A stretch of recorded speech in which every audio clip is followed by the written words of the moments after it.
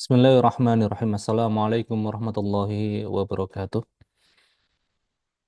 Alhamdulillahilladzi hadana li hada wa ma kunna linahtadiya laula an hadana Allah. Asyhadu an la ilaha illallah wahdahu la syarika lah wa asyhadu anna Muhammadan abduhu wa rasuluh la nabiyya wa la rasula ba'da amma ba'd.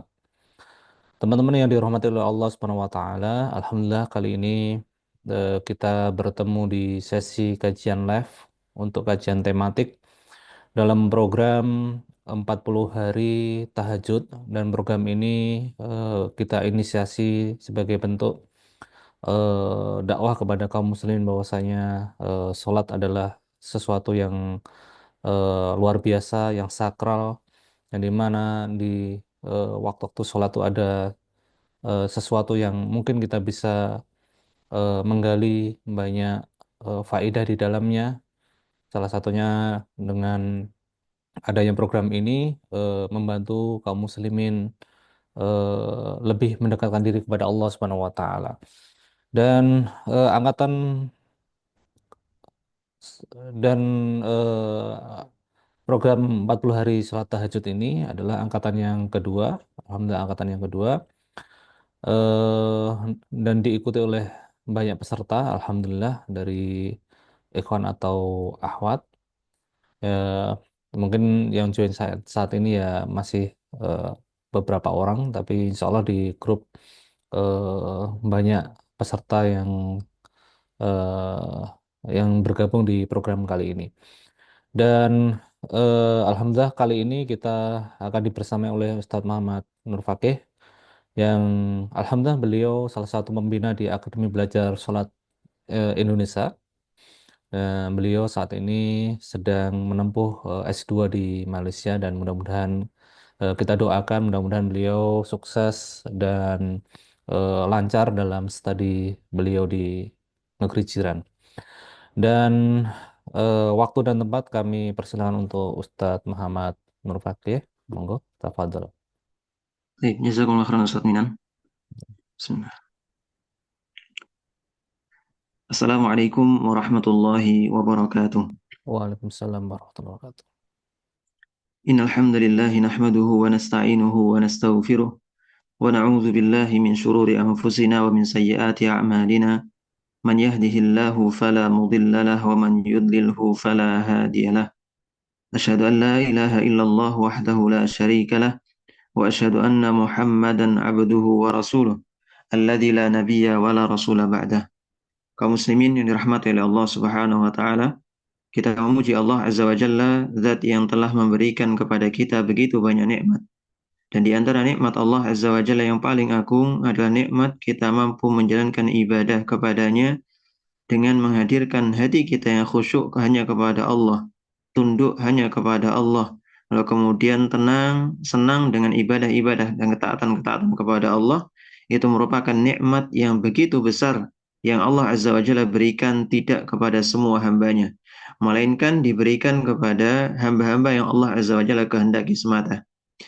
Dan juga kita bersyukur atas nikmat dan taufik dari Allah Azza wa Jalla, yang dengan taufik dan juga nikmatnya kebaikan-kebaikan kita menjadi sempurna. Kita memuji Allah Azza wa Jalla, zat yang telah menjadikan salat ini menjadi penyejuk pandangan bagi kekasih-kekasihnya, yaitu para nabi alaihi wassalatu wassalam, lalu para waliullah, lalu orang-orang yang salih, orang yang taat kepada Allah Subhanahu wa taala.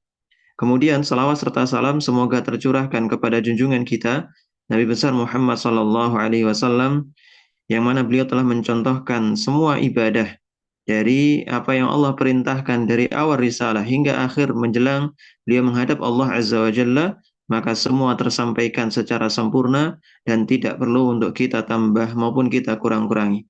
Kaum muslimin rahmati Allah Azza wa Jalla, kita sering mendengar hadis Rasul sallallahu alaihi wasallam, yang mana Rasul sallallahu alaihi wasallam ketika berdiri di hadapan para sahabatnya mencontohkan gerakan salat dari awal sampai akhir. Kemudian beliau mengatakan, "Shallu kama ra'aitumuni usalli." Salatlah kalian wahai para sahabat sebagaimana kalian melihat aku salat. Maka sebagian dari kita hanya fokus pada gerakan fisik semata, Ya, salatnya Rasul tahiyatnya demikian, salatnya Rasul Shallallahu Alaihi Wasallam itu demikian demikian. Bagaimana cara rukuknya, bagaimana cara takbiratul ihram dan lain sebagainya. Padahal ada hal yang lebih penting dari itu, atau hal yang juga sama pentingnya dari mencontoh gerakan lahiriah Rasul Shallallahu Alaihi Wasallam, yaitu mencontoh bagaimana khusyuknya Rasul Shallallahu Alaihi Wasallam dalam urusan salatnya. Artinya, perintah tadi memang berlaku hanya fisik semata, alias sallu kama ra'aitumuni usolli. Orang kalau sudah sholat sebagaimana yang Rasul perintahkan, terus kemudian dia membaca surah Al-Fatihah, rukuk sebagaimana Rasul contohkan, lalu kemudian i'tidal, lalu kemudian sujud, dan seterusnya hingga tahiyat akhir, maka sholatnya dianggap sah. Kenapa? Karena secara fikih memang sah. Akan tapi apakah sholat tadi membekaskan pahala atau memiliki asar, memiliki dampak kepada orang tersebut? Maka itu bahasan lain lagi atau hal yang perlu kita bahas di balik itu semua. Baik, kaum muslimin rahmatillah Allah Azza wa Jalla, di dalam Al-Quran, Allah Azza wa Jalla berulang kali menyebutkan atau beberapa kali menyebutkan tentang fadilah atau tentang orang-orang yang khusyuk, orang-orang yang tunduk di dalam salatnya. Sebagaimana Allah Azza wa Jalla memuji di awal surah Al-Mu'minun, Allah mengatakan, Qad aflahal mu'minun, alladzina hum fi salatihim khashi'un. Sungguh beruntung, sungguh bahagia orang-orang yang beriman kepada Allah Azza wa Jalla. Siapa mereka? Maka Allah Azza wa Jalla mengatakan, alladzina hum fi salatihim khashi'un, yaitu mereka yang dalam salatnya mereka senantiasa khusyuk dalam salatnya. Begitupun Allah Azza wa Jalla mengatakan dalam surah Al-Baqarah Allah mengatakan wasta'inu bis sabri was salah wa innaha lakabiratun illa 'alal khashi'in.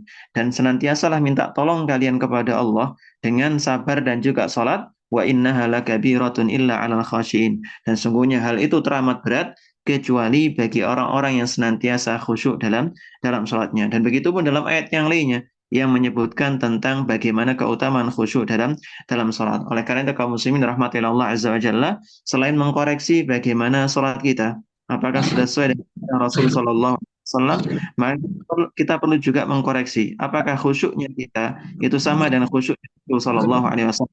Meskipun kita yakin dan kita percaya bahwa tidak mungkin kita sampai kepada khusyuknya Nabi alaihi salatu wasallam, akan tapi kita berusaha untuk menjadi orang-orang yang senantiasa mengikuti bagaimana khusyuknya Nabi alaihi salatu wasallam dalam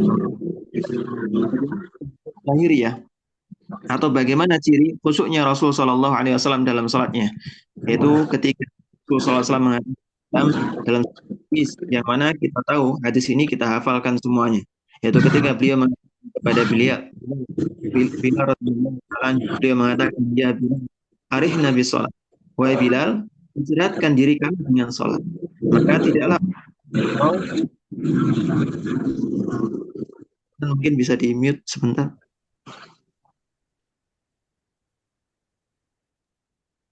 Baik. Kaum muslimin rahmatillah Allah Subhanahu wa taala. Yaitu hadis Nabi alaihi wasallam, ya Bilal arihna bis shalah. Wahai Bilal, istirahatkan diri kami dengan salat. Apakah kita tahukah kita sadar bahwasanya apa yang dikatakan Rasul sallallahu alaihi wasallam menggambarkan bahwa tidaklah seorang menikmati, seorang merasakan lezat, seorang merasakan menanti-nanti salat itu ketika orang tadi berbuat khusyuk dalam salatnya. Jadi tidak mungkin orang nanti-nanti sesuatu kecuali dia merasa nyaman dengan sesuatu tadi. Misal ada orang menanti-nanti jadwal kajian misalnya. Oh, nanti ada jadwal kajian Ustadz Fulan. Dinanti-nanti pengen sekali.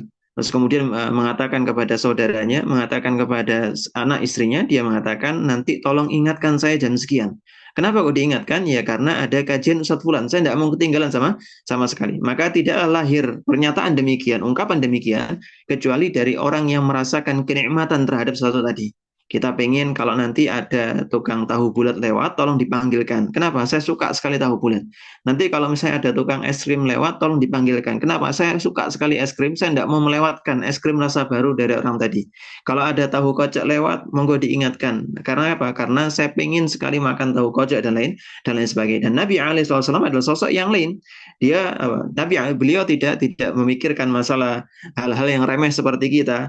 Terus kita minta diingatkan, minta diingatkan untuk dipanggilkan tukang tahu tek-tek, tukang rujak, nasi goreng, dan lain sebagainya. Nabi alaihissalam jauh lebih mulia daripada itu. Dia mengatakan, ya Bilal, arih Nabi sholat. Wahai Bilal, istirahatkan diri kami dengan sholat. Beliau tidak nyari itu istirahatnya jiwa, istirahatnya hati dengan cara Misalnya apa? Misalnya dengan tamasya kemana? Enggak.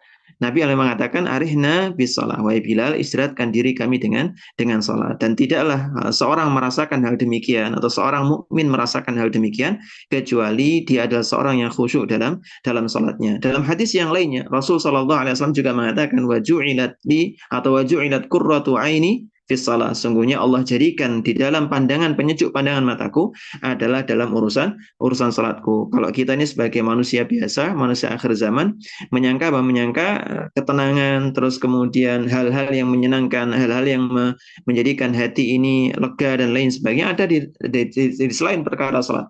Kita bisa healing kemana, terus kita bisa pergi ke satu tempat yang tenang dan lain sebagainya. Padahal apa? Padahal Rasulullah SAW teladan kita. Rasulullah SAW adalah sosok yang layak untuk kita teladani, wajib untuk kita teladani. Beliau mengatakan waju'ilat qurratu aini bis shalah. Dan Allah jadikan apa?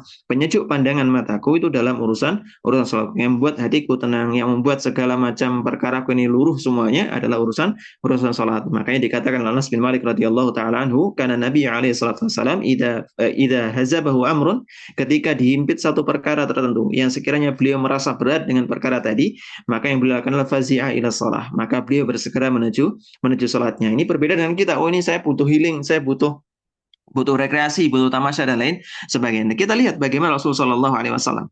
Beliau cukup membutuhkan sholat di dalam menyelesaikan perkara beliau, atau apa, menuntaskan kegundahan hati beliau, menyelesaikan hal-hal yang membuat hati beliau tidak aman dan lain sebagainya. Taib. Kaum muslimin dirahmati Allah Subhanahu Wa Taala. Itu merupakan bagaimana gambaran Rasul Shallallahu Alaihi Wasallam memperhatikan urusan sholatnya. Beliau tidak sembarangan terhadap urusan sholatnya. Dan kita sebagai seorang Muslim, di dalam urusan sholat kita ini jangan sampai asal-asalan atau gampang-gampangan. Ya sudah Ustaz, yang penting sholat saja.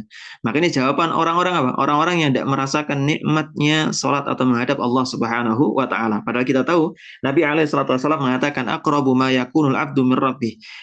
Momen yang paling dekat antara seorang hamba dengan Rabb-nya adalah apa? Wa huwa sajidun, dia dalam kondisi bersujud kepada Allah Subhanahu wa taala. Bagaimana mungkin Rasul teladan kita, manusia terbaik yang wajib untuk kita teladani, mengatakan bahwasanya momen terbaik adalah ketika seorang hamba sujud kepada Allah Azza wa Jalla. Lantas kita sebagai seorang muslim nyari kenikmatan, nyari apa? Ketenangan, nyari leganya hati di tempat-tempat lain selain urusan salat kita. Maka kita perlu memeriksa keimanan kita kepada Allah Subhanahu wa taala, karena Allah Azza wa Jalla menggandengkan indikator keimanan dengan indikator kekhusyuan dalam salatnya. Ketika seorang semakin khusyuk orang dalam salatnya, maka itu menjadi indikator kebaikan iman dalam dadanya. Dalam dada. Kaum muslimin rahmati Allah Azza wa Jalla. Oleh karena itu, sebagian ulama seperti Syekh Sa'ad Al-Qahtani rahimahullah taala, beliau menganggap bahwasanya khusyuk dalam salat adalah perkara yang diwajibkan. Khusyuk dalam salat adalah perkara yang diwajibkan. Tapi sebelum kita masuk ke dalam pembahasan apa namanya? Hukumnya khusyuk, maka kita perlu tahu apa yang dimaksud dengan khusyuk. Apa yang dimaksud dengan khusyuk? Sebagian ulama atau beberapa ulama itu menyatakan bahwa antara khusyuk dengan khudu ada dua istilah ya. Ada khudu, ada khusyuk. Kalau khudu itu apa? Khudu itu fokusnya pada badan. Jadi kalau seorang badannya tenang, terus tidak gerak-gerak kemana-mana, itu namanya khudu. Jadi kalau badannya tenang, badannya nggak gerak ketika sholat, terus kemudian apa? Terus kemudian ndak sibuk dengan hal remeh, benerin peci, terus kemudian ngelus-ngelus jenggot, terus kemudian apa? Terus kemudian meriksa hasil potong rambut yang tadi sebelum sholat dan lain sebagainya, maka disebut dengan khudu. Ini kata Ibnu Faris, Ibnu Faris. Terus kemudian beliau mengatakan sementara khusyuk itu terletak pada pandangan. Alias kalau orang khudu itu badannya tenang, kalau khusyuk pandangannya selalu terjaga ke arah tempat dia sujud. Ini khusyuk secara bahasa. Alias khudu dan khusyuk ini memiliki makna yang mutaqaribah, memiliki makna yang hampir mirip-mirip. Begitupun kosakata yang lainnya seperti khobat, terus kemudian wajal, terus kemudian khudu dan lain sebagainya, atau sukun, itu memiliki makna yang mirip-mirip. Oleh karena Syekh Sa'di rahimahullah taala dan juga Ibnu Qayyim rahimahullah taala, beliau berdua mengumpamakan makna yang hampir mirip. Bahwasanya dimaksud dengan khusyuk adalah tunduknya hati kita dan sibuknya dengan ketaatan kepada Allah Azza wa Jalla. Itu namanya khusyuk. Alias apa? Alias khusyuk ini adalah perbuatan hati, bukan perbuatan badan. Orang boleh nunduk, orang pandangannya boleh tertuju ke tempat dia sujud, tapi belum tentu mengindikasikan dia adalah seorang apa? Seorang yang khusyuk. Jadi kalau kita kulik dari makna yang disebutkan Syekh Sa'di rahimahullah taala dan juga Ibnu Qayyim rahimahullah taala, yang dimaksud dengan khusyuk adalah apa? Adalah sibuknya atau tunduknya hati kita ketika inda talabbusihi bi taatillah, ketika dia taat atau melakukan ketaatan kepada Allah Azza wa Jalla. Ketika kita membaca Al-Qur'an, kita sibuk merangkai maknanya. Ketika kita baca kalamullah, kita sibuk memikirkan bagaimana faidah atau hikmah yang bisa kita petik dari ayat tadi. Ketika dia salat, dia fokus bermunajat kepada Rabbnya. Ketika dia membaca doa rukuk, dia fokus untuk membaca, mengagungkan nama Rabbnya. Ketika i'tidal, dia fokus juga membesarkan nama Rabbnya dan lain sebagainya. Ini adalah seorang yang khusyuk. Maka khusyuk ini tidak bisa dinilai dari nunduknya pandangan, terus kemudian tenang, tidak gerak, oh ini fulan khusyuk, tidak demikian. Tapi khusyuk ini perbuatan hati. Oleh karena suatu ketika Aisyah radhiyallahu taala pernah melihat ada orang yang atau sekumpulan pemuda yang mana mereka itu mohon maaf kelemar-kelemar. Jadi tidak gesit, jadi nggak gesit, terus kemudian pelan-pelan santai. Lalu kemudian Aisyah mengatakan, man haula, siapa mereka ini? Oh, ini kok aneh sekali, saya tidak pernah melihat. Terus kemudian para sahabat yang lain mengatakan, mereka adalah ubad, yaitu ahli ibadah, ahli ibadah. Terus kemudian Aisyah radhiyallahu taala, beliau pandai sekali untuk apa? Untuk membantah kelompok tadi dengan mengatakan sungguhnya Umar bin Khattab radhiyallahu taala adalah sosok yang paling ahli ibadah di antara para sahabat. Akan tapi beliau ketika berbicara asma, yaitu apa? Yaitu orang lain mendengar semuanya, tegas. Nah, kemudian ketika berjalan asra, beliau apa? Bersegera, tidak kelemar-kelemar dan lain sebagainya. Dan ketika apa? Ketika beribadah, tidak nampak dari diri beliau seolah-olah lemes, terus kemudian tidak bertenaga dan lain sebagainya. Karena apa? Karena maka dengan hadis ini atau dengan pernyataan Aisyah radhiyallahu taala kita dapatkan bahwasanya khusyuk itu tidak selalu indikatornya apa? Indikatornya seorang nunduk terus kemudian tidak gerak sama sekali, bukan demikian. Akan tapi seorang yang khusyuk, jadi tidak bisa dibalik ya. Jadi tidak bisa dibalik dalam artian orang yang nunduk berarti khusyuk, tidak. Tapi orang yang khusyuk pasti apa? Pasti fisiknya tenang, pasti fisiknya tenang karena khusyuk ini perbuatan hati dan tidaklah fisik seseorang menggambarkan kecuali apa yang ada dalam hatinya. Ketika hatinya khusyuk maka fisiknya akan tenang. Sebaliknya ketika hatinya tidak khusyuk, hatinya kemana-mana, geladrah kemana-mana, maka apa? Yang dia dapatkan adalah fisiknya tidak akan tenang. Baik. Kaum muslimin rahmatillah azza wajalla. Kita kembali ke permasalahan hukum khusyuk. Apa yang disebutkan oleh para ulama tentang hukum khusyuk? Bagaimana mereka menganggap khusyuk dalam sholat atau posisi khusyuk dalam sholat? Maka kita kutipkan satu pendapat saja. Jadi tidak perlu kita ngutip banyak pendapat terus berbincang masalah fikih, tidak perlu. Kita kutip satu saja, yaitu pendapat Syekh Sa'id Al-Qahtani rahimahullah taala. Beliau menganggap bahwasanya khusyuk itu termasuk perkara yang diwajibkan di dalam sholat. Artinya khusyuk ini harus senantiasa dijaga dari awal sholat sampai akhir. Orang yang tidak khusyuk sama sekali dalam sholatnya, jelas. Misal dari awal sampai akhir, dia Allahu Akbar, tidak ngerasa apa-apa, was-was, apa. Tidak sadar dia sholat. Tiba-tiba, assalamualaikum warahmatullahi wabarakatuh. Assalamualaikum warahmatullahi wabarakatuh. Tadi saya sholat ngapain? Nah, ngerasa tidak pernah tidak baca Al-Fatihah, terus kemudian ngerasa tidak baca yang lainnya, ngerasa tidak gerak, dan lain sebagainya.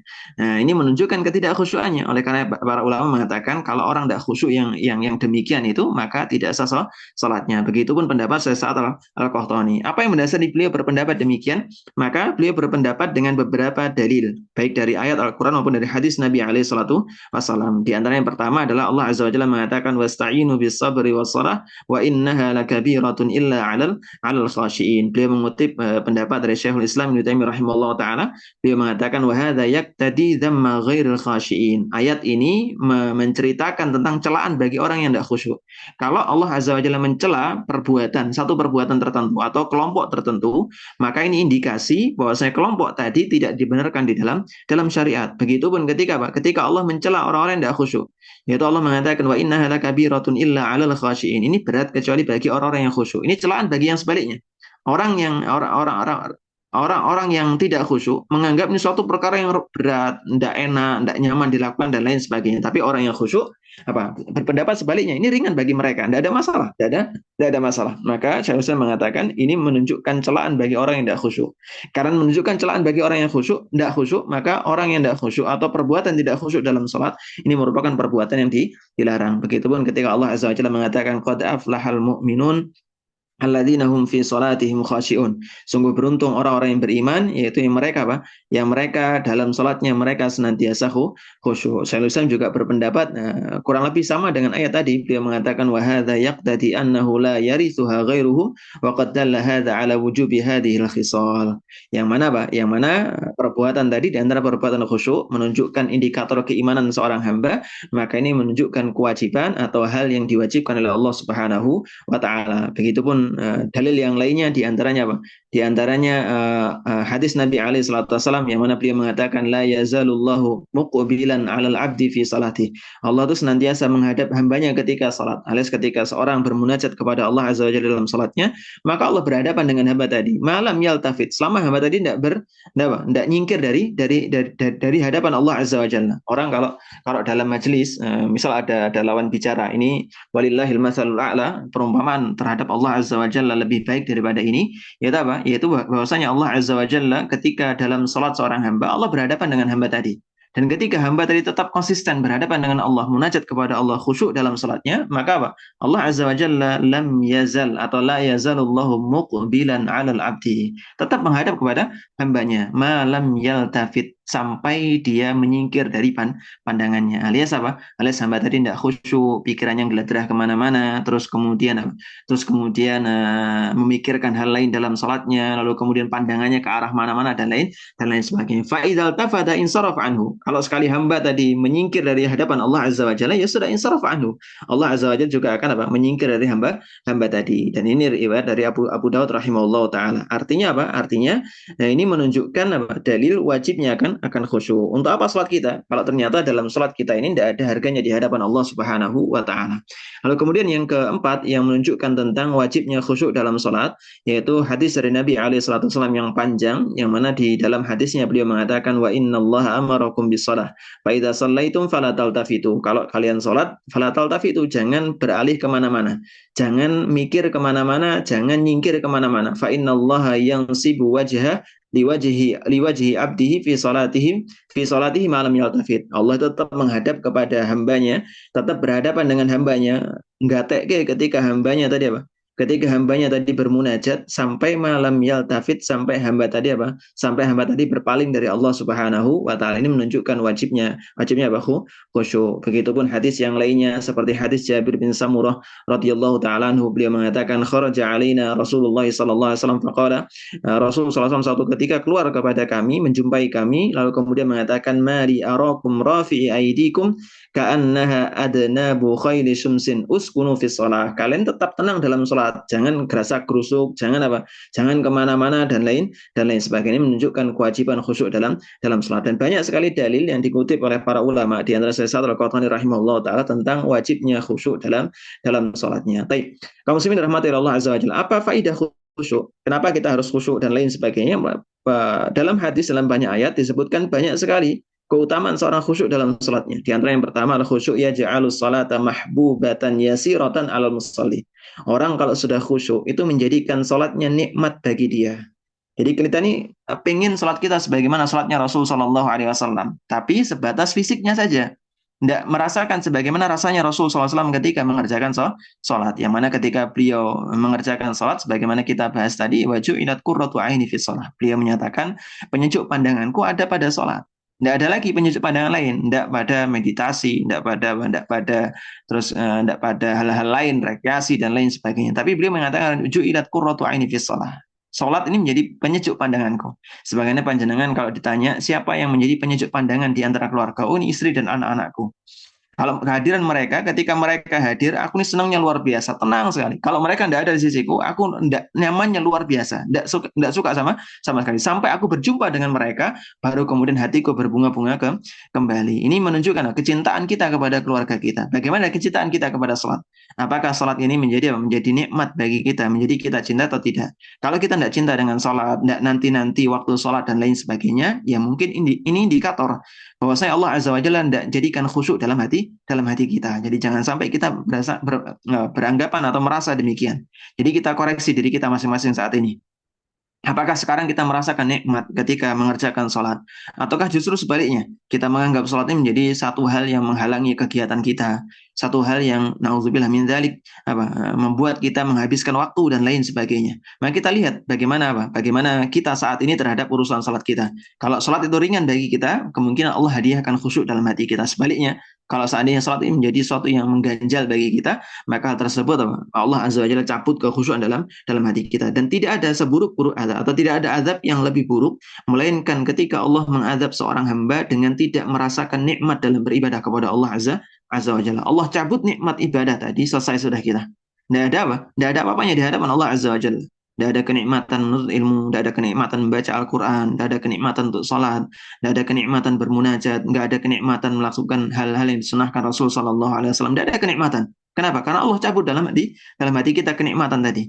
Maka target seorang hamba ketika dia sibuk dengan beribadah, sibuk menuntut ilmu, itu supaya dia merasakan nikmatnya beribadah kepada Allah Azza wa Jalla. Kalau kita nuntut ilmu ke sana kemari, belajar di hadapan ustadz, hafal berbagai macam pendapat dan lain sebagainya, tapi menjadikan hati kita keras. Sholat malah ndak nyaman, terus kemudian apa? Terus kemudian sholat kita asal-asalan, terus kemudian kita anggap sholat sebagai sebuah rutinitas semata. Meskipun kita hafal semuanya, makna zikir, makna bacaan dalam sholat kita hafal semuanya.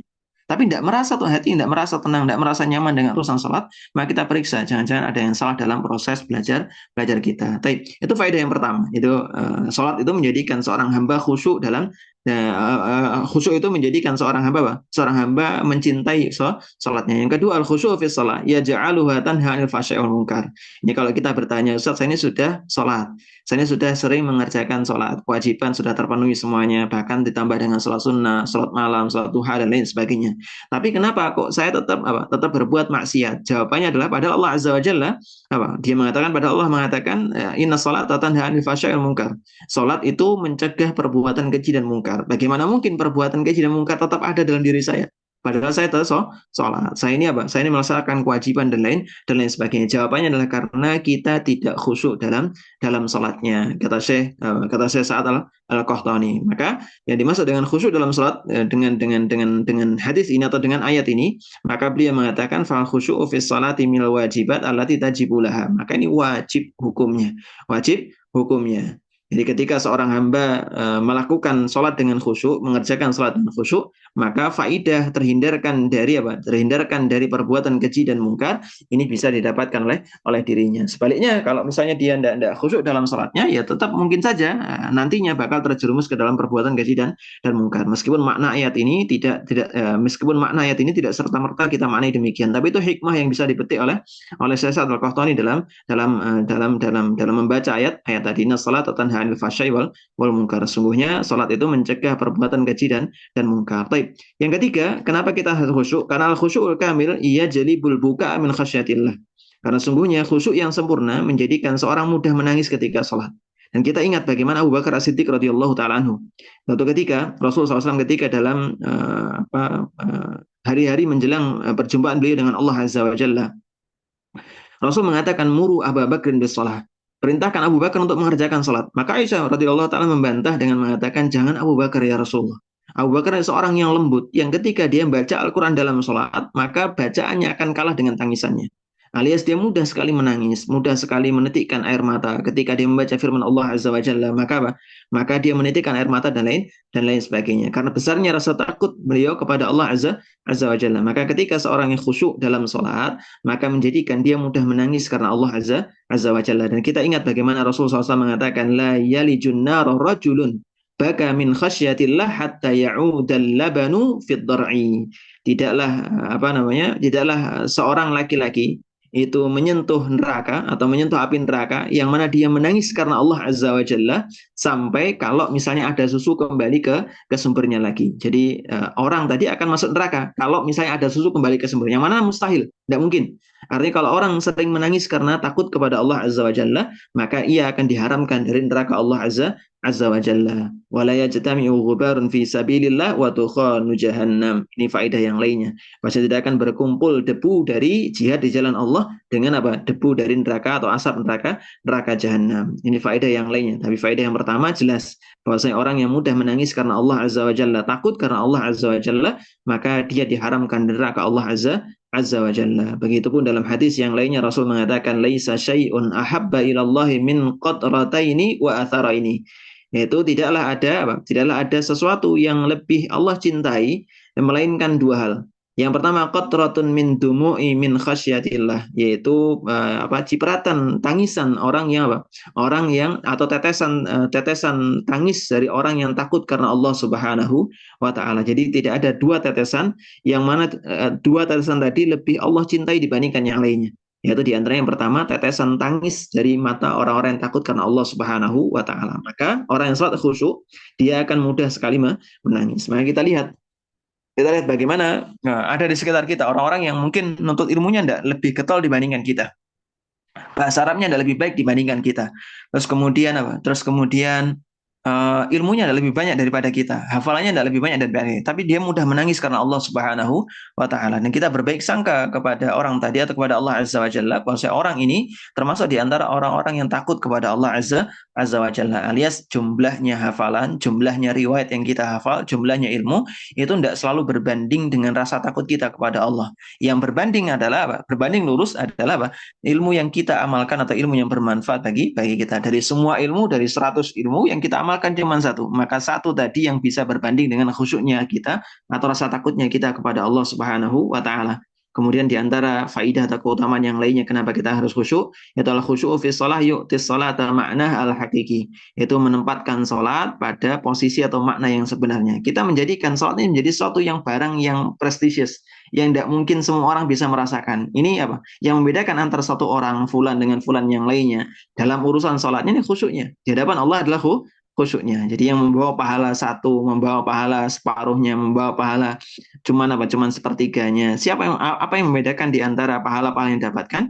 Jawabannya adalah khusyukan dalam salatnya. Baik. Kaum muslimin rahmati Allah Azza wa Jalla. Banyak sekali kisah dari para salaf kita, para sahabat, tabi'in, kemudian tabi'ut tabi'in dan lain sebagainya tentang apa? Tentang salatnya. Sebagaimana yang kita sampaikan tadi tentang bagaimana khusyuknya Abu Bakar radhiyallahu taala anhu, yang mana beliau selalu apa? Selalu menangis dalam salatnya. Ini di antara tanda-tanda khusyuk. Dan banyak sekali kisah-kisah yang lainnya yang mungkin tidak bisa kita sebutkan dalam kesempatan kali ini. Kaum muslimin rahmati Allah Azza wa Jalla. Lantas bagaimana cara kita khusyuk? Sebenarnya ada banyak sekali cara, ada banyak sebab yang menjadikan kita khusyuk dalam salat. Dan kalau teman-teman bisa akses, ada buku bagus sekali karya saya Sa'ad Al-Qahtani, judulnya Al-Khusyu'u fi Shalah fi Dhawil Kitab wa Sunnah. Jadi pandangan Al-Quran dan As-Sunnah tentang khusyuk dalam salat. Beliau menyebutkan berpuluh-puluh sebab yang bisa ditempuh oleh seorang mukmin untuk khusyuk dalam salatnya. Dan kita akan kutipkan beberapa saja, kita akan rangkumkan beberapa saja. Di antara sebab seorang bisa khusyuk dalam salatnya adalah berserah kepada Allah Azza wa Jalla. Ini penting sekali. Kenapa? Karena khusyuk ini taufik dari Allah Azza wa Jalla. Orang tidak mungkin bisa mendapatkan kekhusyuan dalam sholat, mendapatkan kenikmatan dalam sholat, merasa tenang dalam sholatnya, kecuali semua tadi bersumber dari taufik karena Allah Azza wa Jalla. Sebagaimana firman Allah Azza wa Jalla, فَبِمَا رَحْمَةٍ مِّنَ اللَّهِ لِنْتَ لَهُمْ. Apa yang Rasul SAW perbuat berupa akhlak yang baik, perangai yang baik, فَبِمَا رَحْمَةٍ مِّنَ اللَّهِ. Maka semua tadi karena rahmat dari Allah Azza wa Jalla.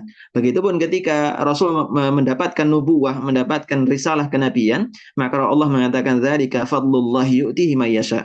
Itu merupakan keutamaan dari Allah Azza wa Jalla, Allah berikan kepada siapapun yang dikehendaki. Artinya semua kebaikan tadi tidaklah bersumber kecuali hanya dari Allah Subhanahu wa taala. Perhatikan bagaimana Nabi Isa alaihissalam digambarkan di dalam Al-Qur'an adalah sosok yang diberkahi. Yaitu apa yang dikatakan oleh Allah Azza wa Jalla, wa ja'alani mubarakan. Nabi Isa mengatakan, aku ini jadikan berkah. Siapa yang menjadikan berkah? Allah Azza wa Jalla. Kita ini bisa salat khusyuk, kita bisa ibadah dengan tenang, kita bisa merasakan nikmatnya ibadah. Semua tadi karena nikmat dari Allah Subhanahu wa taala. Maka minta kepada Allah, jangan sesumbar. Oh, saya ini sudah pelatihan salat khusyuk, saya ini sudah tahu makna-makna dalam makna-makna dalam bacaan-bacaan salat, terus kemudian saya ini sudah tahu makna zikir dan lain sebagainya. Saya pasti bisa khusyuk. Enggak. Kalau Allah tidak berikan taufik kita untuk khusyuk, maka mustahil akan khusyuk. Kemudian sebab yang kedua adalah persiapan terbaik. Alias ketika sebelum sholat, kita bersiap-siap. Jangan sampai asal-asalan. Maka beda orang yang bukan dalam kondisi terdesak ya. Jadi orang yang kondisinya luang, dia bisa bersiap-siap dengan baik. Antara orang yang berpakaian berusaha berpakaian terbaik dengan orang yang berpakaian seadanya. Ya wes lah, ngapunten, mohon maaf, misalnya kaos kotangan, kalau misalnya laki-laki kaos kotangan tok misalnya, kaos yang lengannya cuma sampai sepundak misalnya, apakah sah sholatnya? Maka jawabannya sah, tidak ada masalah. Tapi ini menunjukkan ketidakseriusannya dalam menghadap Allah Subhanahu Wa Taala. Dia masih sempat kok untuk mandi dulu, untuk pakai minyak wangi dulu, terus kemudian untuk apa? Untuk ngambil pakaian terbaik dia masih sempat. Tapi tidak dia lakukan. Maka di antara sebab yang mengantarkan seorang kepada khusyuan adalah ketika dia bersiap-siap dengan persiapan terbaik. Jadi apa? Jadi sebelum datang ke masjid ya siap-siap dengan baik, ya pakai pakaian yang terbaik, pakai minyak wangi yang paling kita sukai, terus kemudian apa, bersih yang baik. Seolah-olah ketika kita menghadap orang yang penting lah, kita pengen ke bank saja misalnya, atau pengen menghadap ke orang yang punya jabatan, apa yang kita lakukan? Wah, langsung minjem ke meja, terus kemudian pakai peci yang bagus, pakai topi yang bagus, pakai sepatu pantofel dan lain sebagainya. Ini kalau di hadapan manusia. Lantas kenapa kok di hadapan Allah Azza wa Jalla kita begitu meremehkan? Ya, kalau misalnya tidak khusyuk dalam sholat ya jangan disalahkan. Kenapa? Ya karena kita meremehkan ibadah yang seharusnya menjadi momen terbaik kita, momen yang bisa mendekatkan kita kepada Allah Subhanahu wa taala. Yang ketiga adalah pemanasan. Pemanasan. Dalam artian kalau pemanasan ibadah ini mulai dengan ibadah-ibadah lain. Jadi kalau panjenengan pengen khusyuk dalam sholat, ya mulai dengan ibadah sebelumnya. Jadi jangan langsung Allahu Akbar, sholat tiba-tiba berdiri, Allahu Akbar. Ya tidak ada masalah. Kalau kita bicara sah dan tidaknya, sudah sah, tidak ada masalah. Apakah tidak boleh Ustaz? Saya ini pengen sholat langsung saja. Tidak ada masalah. Tapi orang yang memulai dengan ibadah yang lain, maka dia akan merasakan nikmatnya ibadah tadi. Kenapa? Karena dia melakukan ibadah setelah rentetan ibadah yang lain. Misal dia memulai dengan sholat rawatib yang dianjurkan Rasul Shallallahu Alaihi Wasallam. Dia memulai dengan baca Al-Quran. Dia memulai dengan zikir terlebih dahulu dan lain sebagainya. Maka ini apa? Maka ini menjadi sebuah kebaikan bagi dia. Dan kita ingat bagaimana Rasul SAW mengajarkan kepada kita datang ke masjid dengan tenang, terus kemudian sholat tahiyatul masjid. Ini pemanasan, ini apa? Pemanasan. Sebelum kita masuk kepada ketaatan, ya kita apa? Pemanasan. Terus kemudian apa yang dikatakan Rasulullah SAW di antara antara adzan dan iqamah? Ya memperbanyak doa. Perbanyak doa, nggak perbanyak ngobrol. Kenapa? Karena ini ibadah juga. Nah, sebelum masuk ke ibadah intinya itu sholat fardu berjamaah, maka apa? Kita dibuat pemanasan dengan cara melakukan ibadah-ibadah yang lainnya. Terus kemudian pastikan tempat tak mengganggu. Kalau kita sholat malam, ya cari tempat yang kita nyaman dengan tempat tempat tadi. Jangan di depan rumah, terus kemudian di pos kampling, ya tidak ada masalah. Lagi-lagi ya, kalau kita bicara sah dan tidak sah, tidak ada masalah. Tapi kalau kita ingin khusyuk dalam sholat kita, maka cari tempat sebisa mungkin yang tak mengganggu. Di antara tempat yang tak mengganggu, misalnya kita mau sholat tahiyatul masjid, kita sengaja sholat di tengah-tengah pintu, ini kan mengganggu. Orang lalu lalang kita santai sholat, saya bisa khusyuk sholat. Orang-orang lalu lalang nggak mungkin bisa mengganggu sholat saya. Nggak mungkin. Ini sesuatu yang tidak logis. Karena manusia pasti akan melihat sekitarnya. Dia akan mendengar langkah kaki orangnya. Dia akan mencium aroma parfum yang dipakai orang tadi yang lewat dari hadapan dia dan lain sebagainya. Terus kemudian yang berikutnya di antara sebab agar kita khusyuk dalam sholat, hadirkan perasaan mengagungkan Allah. Karena orang kalau tidak mengagungkan zat yang akan dia hadapi ketika dia sholat, maka mustahil dia akan khusyuk. Kita ini misal kalau tidak tahu tamunya siapa, misal, ayo antum semua siap-siap. Kita bekerja di suatu kantor, terus kemudian mengatakan antum semua siap-siap. Terus kemudian kenapa siap-siap? Karena ada tamu besar yang akan datang. Oh, siapa tamunya? Pak Presiden. Oh, langsung semua siap-siap tuh. Kenapa? Karena kita mengagungkan presiden. Karena kita menghormati presiden. Akhirnya siap-siapnya luar luar biasa. Tapi kalau misalnya ayo antum semua siap-siap. Kenapa siap-siap? Karena ada tamu yang datang, siapa? Tukang galon misalnya. Ini no offense ya, tidak berarti saya menghina atau enggak. Tapi kita bandingkan dua hal yang bertolak belakang atau dua hal yang jauh sekali jaraknya, tukang galon misalnya. Apa yang dilakukan orang-orang kantor? Maka oh ya sudah, kenapa harus siap-siap? Begini saja tidak ada masalah. Kenapa? Karena muncul perasaan tidak mengagungkan, tidak mengagungkan atau menganggap ya sudah biasa saja. Wong tukang galon ya kami setiap hari ketemu, kami ngobrol dengan beliau dan lain sebagainya. Maka yang demikian apa? Yang demikian butuh menghadirkan perasaan pengagungan kita kepada zat yang akan kita hadapi dalam sholat kita. Lalu kemudian yang berikutnya menghayati bacaan. Dan tidaklah seorang mampu menghayati bacaan dalam sholatnya kecuali dia faham makna dari bacaan sholat-sholat tadi. Misal ketika takbiratul ihram dia tahu bahwa Allah Azza wa Jalla Maha Besar. Kebesaran Allah Azza wa Jalla artinya tidak ada sesuatu yang lebih besar dibandingkan Allah Azza wa Jalla, baik kekuasaannya, zatnya dan lain sebagainya. Lalu kemudian dia membaca surah Al-Fatihah, dia tahu makna dari surah Al-Fatihah dan lain sebagainya. Maka tidak ada jalan lain selain dari menghayati bacaan tadi kecuali dia paham. Karena banyak di antara kita yang ketika imam baca ayat panjang, kalau misalnya milihnya ayat juz 30 kita tahu maknanya ini. Tapi kalau imam di salat tarawih misalnya, terus kemudian milih ayat surah yang tengah-tengah, kita bingung ini maknanya apa. Orang-orang kok pada nangis sesenggukan, kita tidak tahu. Padahal maknanya belajar cerita tentang neraka jahanam, tentang kengerian neraka dan lain sebagainya. Tapi karena kita tidak tahu maknanya, tidak ikut nangis. Ini di antara kelemahan atau di antara hal yang mungkin tidak didapat oleh orang-orang yang tidak paham dengan bacaan dalam sholatnya. Jadi mau tidak bisa dipungkiri bahwa saya memahami bacaan sholat itu menjadi tolak ukur bagaimana kekhusyuan dia dalam sholatnya. Dan teman-teman, alhamdulillah di teman-teman yang ikut program belajar sholat meskipun pemula, dalam artian ya kami tidak bisa menghadirkan yang lebih dibandingkan yang kami hadirkan kepada antum semuanya. Cuman diajarkan begini begitu, disuruh store bacaan dan lain sebagainya. Tapi ini menjadi jalan pembuka. Karena mungkin sebagian kita sudah sholat belasan tahun, puluhan tahun, tapi tidak pernah tahu makna dari apa? Makna dari doa, misal duduk di antara dua sujud, dia tidak tahu tuh makna wajib burni apa, warfa'ni warzuqni, dia tidak tahu dan lain sebagainya. Dari ketika belajar sholat mengadakan program demikian, kami berharap dengan hal yang kecil ini menjadi pembuka teman-teman, pembuka langkah teman-teman untuk apa? Untuk lebih menghargai sholatnya, untuk lebih menghargai bacaan sholatnya. Lalu kemudian yang berikutnya tidak berputus asa. Kita ini belajar bertahun-tahun boleh jadi apa? Tidak nampak tandanya begitu saja. Sudah belajar sekian tahun Ustaz. Anak itu sudah 5 kali ikut program belajar sholat. Tidak bisa-bisa Ustaz. Tidak ngerti-ngerti bacaan sholat. Maka jawabannya jangan berputus asa dari rahmat Allah Subhanahu wa Ta'ala. Boleh jadi apa yang diberikan oleh Allah Azza wa Jalla tidak dihadirkan sekarang, boleh jadi nanti-nanti. Jadi sekarang tidak dapat, nanti juga dapat. Demikian yang bisa kami sampaikan. Semoga bermanfaat dan mohon maaf jika hanya seperti itu yang bisa kami sampaikan. Semoga Allah Azza wa Jalla berikan taufik dalam hati kita. Dan mohon maaf juga kameranya gerak-gerak karena kami ini megang dengan tangan. Jadi qadarullah ada hal yang tidak bisa kami usahakan di malam ini untuk ada tripodnya. Tapi semoga Allah Azza wa Jalla menambahkan taufik dan karunia kepada kita. Ini menunjukkan juhudnya kita, mujahadahnya kita, usahanya kita dalam mendekatkan diri kepada Allah Subhanahu wa Ta'ala. Demikian, jika ada pertanyaan yang berkaitan atau ada koreksi kepada kami, monggo dipersilakan. Wassallallahu ala nabiyyina Muhammad. Alhamdulillahirabbil alamin.